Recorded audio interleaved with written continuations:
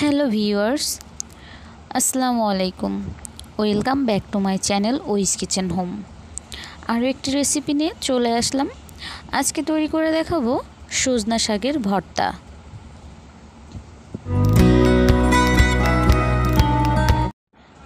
ডাঁটা থেকে সজনের শাকগুলো বেছে নিয়েছি। এগুলাকে খুব ভালো করে ধুয়ে একটি চুলায় প্যান বসিয়ে শাকগুলোকে আমি দিয়ে দিচ্ছি।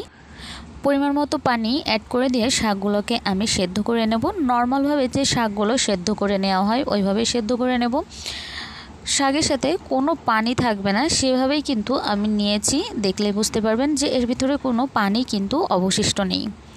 এবার এগুলোকে আমি সাইড করে রেখে দিচ্ছি। চুলায় আরেকটি পাত্র উঠিয়ে আমি এতে পানি দিয়ে দিচ্ছি। পানি ফুটে উঠলে এর ভিতরে দেব শুটকি চিংড়ি 2 টেবিল চামচ পরিমাণ। এবার এগুলোকে খুব ভালো করে আমি একটু সেদ্ধ করে নেব, যাতে এর ভিতরে ময়লা বা বালি না থাকে। এবার এগুলোকে নামিয়ে আমি ঠান্ডা পানি দিয়ে খুব ভালোভাবে ধুয়ে নিয়েছি। এটাও সাইড করে রেখে দিচ্ছি। চুলায় আবারও প্যান বসিয়ে এতে দিয়ে দিচ্ছি পরিমাণ মতো তেল। আমি এখানে সয়াবিন তেল ব্যবহার করছি, চাইলে আপনারা এখানে সরিষার তেলটা ব্যবহার করতে পারেন। তেল গরম হয়ে যাওয়া পর্যন্ত অপেক্ষা করব। তেল গরম হয়ে আসলে এর ভিতরে দিয়ে দেব 1/4 কাপ পরিমাণ রসুন কুচি, আর দিয়ে দিচ্ছি 1/2 কাপ পরিমাণ পেঁয়াজ কুচি। এইগুলোকে খুব ভালো করে ভেজে নিতে হবে।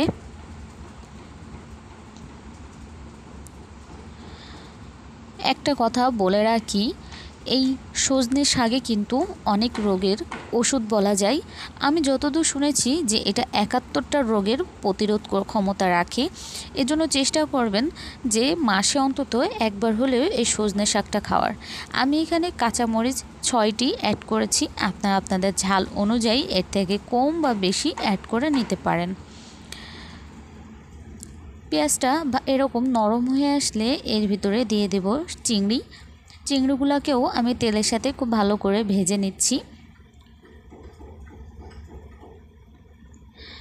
প্রতিদিন খাবার তালিকায় একটি শাক আসলেই থাকা জরুরি, কারণ আমাদের শরীরের সব কিছুরই দরকার আছে, তেমনি শাকেরও কিন্তু খুব বেশি প্রয়োজন আছে। এবার এর ভিতরে আমি দিয়ে দিচ্ছি কিছু ধনিয়া পাতা।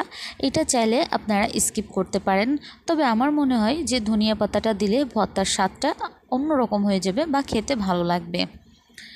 ভাজা হয়ে গেছে, এরকম নরম হয়ে আসলে আমি এটাকে চুলা থেকে নামিয়ে নিচ্ছি এবং ঠান্ডা হওয়ার জন্য এটাকে রেখে দেব। ঠান্ডা হয়ে আসলে আমি এইগুলাকে শিলপাটায় ভালো করে বেটে নেব।